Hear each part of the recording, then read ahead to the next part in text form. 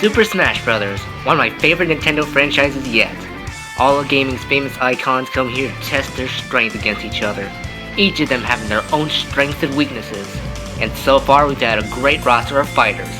However, this list will talk about possible DLC fighters for Super Smash Bros. For 3DS and Wii U in the future, or at least my picks. Now, I'm going to lay down a few rules. Number 1. Remember, this is my own opinion. If one of your characters didn't make it on here, please do not make a fuss about it. Number 2. With 2 exceptions, each character are going to be from separate series, both first and third party. Number 3. I won't be explaining all their moves, but I might make some mentions to specific attacks that could be part of their moveset. Number 4. Only video game characters, none of those Goku or Shrek shenanigans. Anyway, enjoy the video.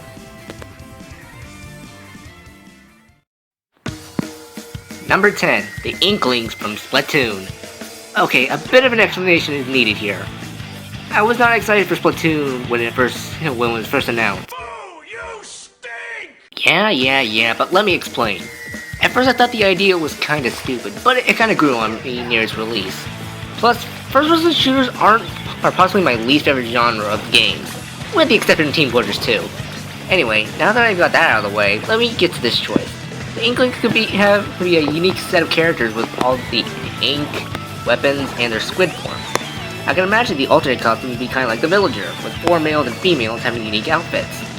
The reason they're this low is because 1, they're still new, so they're not that iconic yet, though it could be good at advertising for the game. 2, they have a Splatoon-themed DLC outfits for the Mii fighters, so that could be a debunk for them. And 3, like I said, I wasn't too fond of the game when it first came out, but I am giving them a chance now. So the Squid Kids could be inking their way into the roster, but it might be a slim chance. Number 9. Bandana Waddle Dee from Kirby's Return to Dreamland.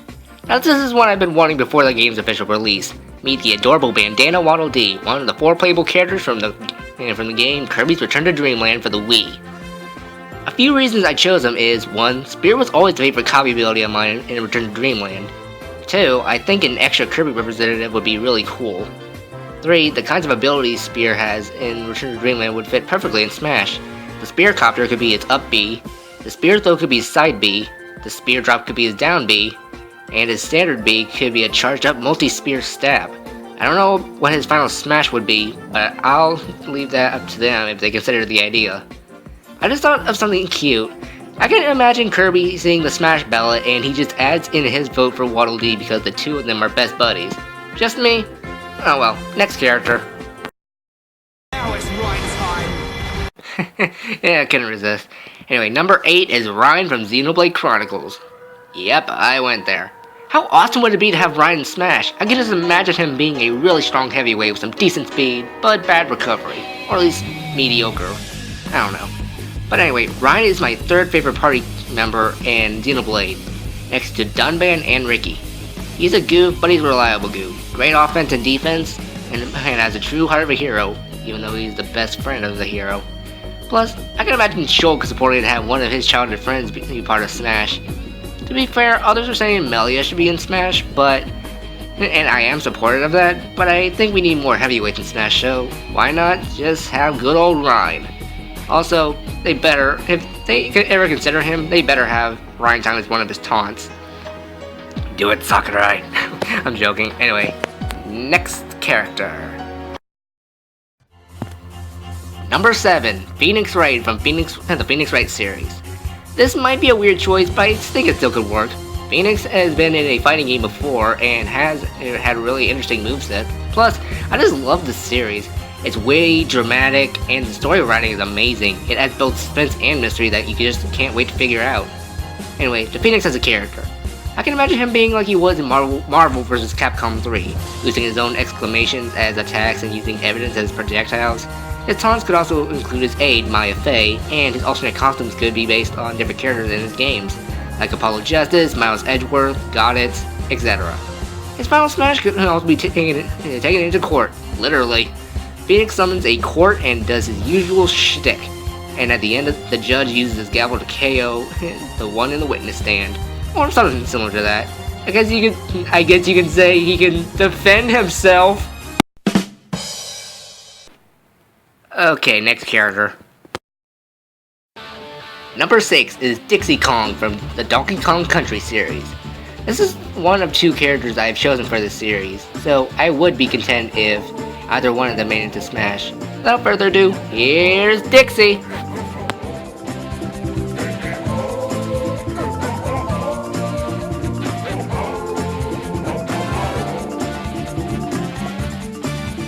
I bet you Diddy will be happy to see her in.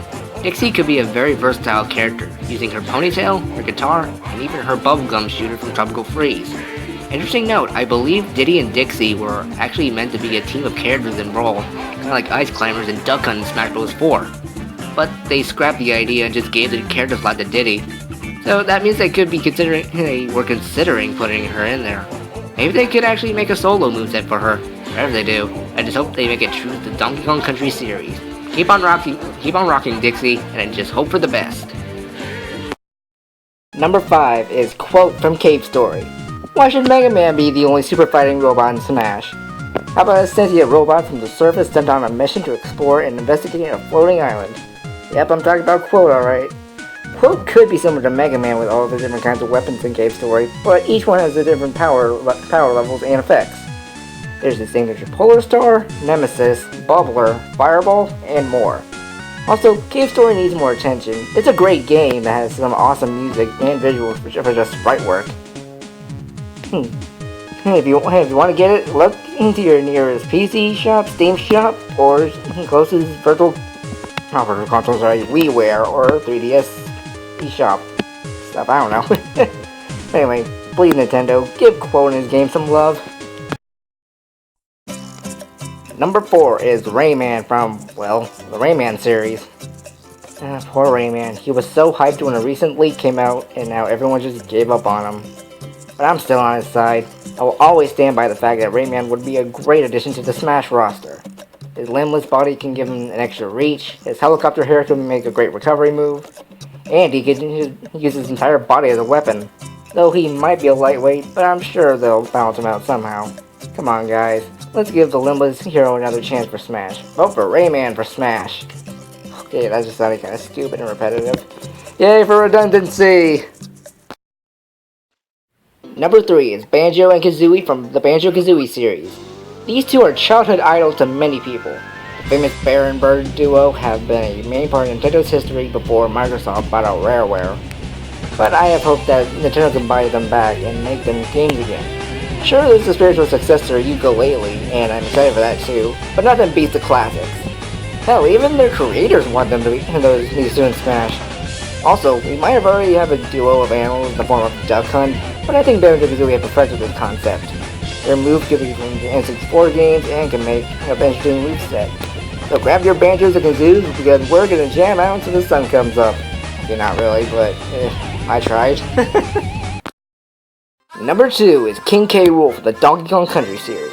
The King needs to return.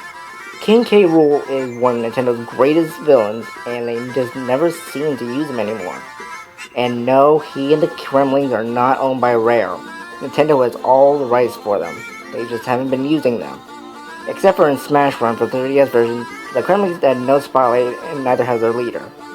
And what a better chance than to have him in Smash. A heavyweight villain that could be a blast to play as. King K. Rool's conquest should continue here after a super long hiatus. So please, vote for K. Rool. Sounds like a presidential slogan.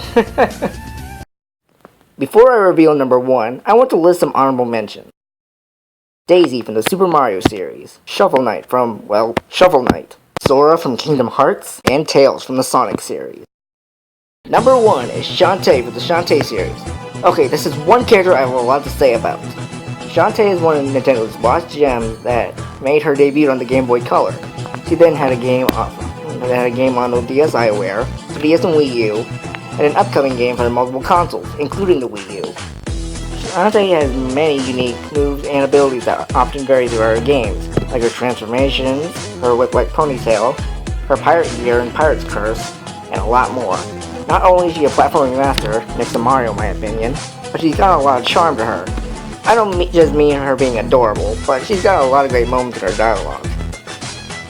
A lot of her games also have a lot of subtle hints that are either a reference to many other titles, or just plain clever subtle references to other pop culture references. Her games are also act like a mix between Castlevania or Metroid and The Legend of Zelda, going from dungeon to dungeon and collecting a lot of great weapons.